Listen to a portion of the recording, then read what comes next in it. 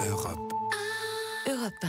L'économie, Emmanuel Dutheil, le lobby de l'alcool va pour la première fois financer, et oui, la lutte contre l'alcoolisme. Alors là, certains à la maison se disent « Ah, lui, il est drôlement sympa », mais dit comme ça fait un peu comme si on demandait à un pyromane d'éteindre un incendie.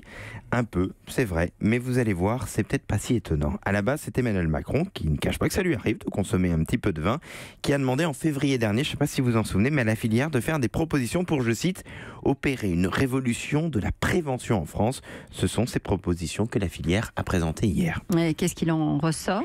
2 buts, responsabiliser les populations à risque, comme par exemple les femmes enceintes, les jeunes qui consomment beaucoup, et apprendre à moins consommer pour tout le monde. Par exemple, pour les femmes enceintes, la profession propose de doubler au moins la taille, vous savez, de la vignette qui les met en garde sur la bouteille. Elle s'engage aussi à diffuser plus largement le message zéro alcool pendant la grossesse. Il va y avoir aussi plus de prévention en direction des jeunes. Ça pourrait passer par exemple par une formation des vendeurs d'alcool, notamment dans les supermarchés.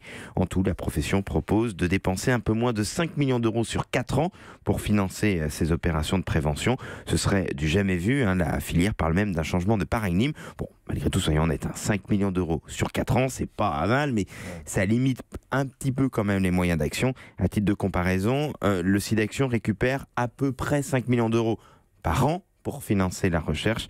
Pour le moment, ce sont des propositions. On verra ce qui sera retenu dans le grand plan qui sera présenté au début du mois prochain par la ministre de la Santé. Et là, je lis ce que vous m'avez marqué sur ma feuille, Emmanuel Dutheil.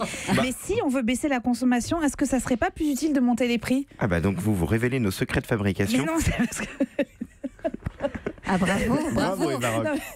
On croyait que vous aviez une fulgurance pour poser une question. Et On ben croyait voilà, que ma chronique c'est surtout patatras. intéressait et que vous aviez une question qui suscitait énormément d'intérêt. Mais Attendez, sérieusement. on boit vos paroles, sans plaisanterie et sans mauvais jeu de mots. Mais cette question, malgré tout, même si elle est écrite pour Eva Rock, est très intéressante. Pourquoi ? Parce que c'est vrai que cette technique d'augmenter les prix fonctionne aujourd'hui pour le tabac. Donc certains pays pratiquent cette politique. C'est le cas si vous allez par exemple en Grande-Bretagne ou dans certains pays nordiques où l'alcool est totalement hors de prix. Mais ça n'empêcherait pas, semble-t-il, en tout cas selon les spécialistes, une dépendance importante à l'alcool.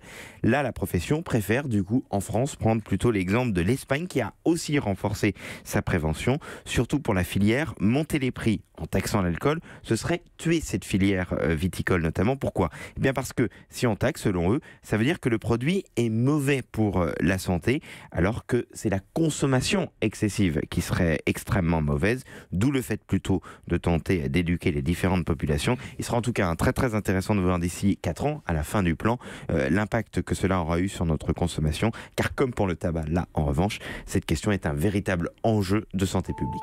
Europe. Europe 1.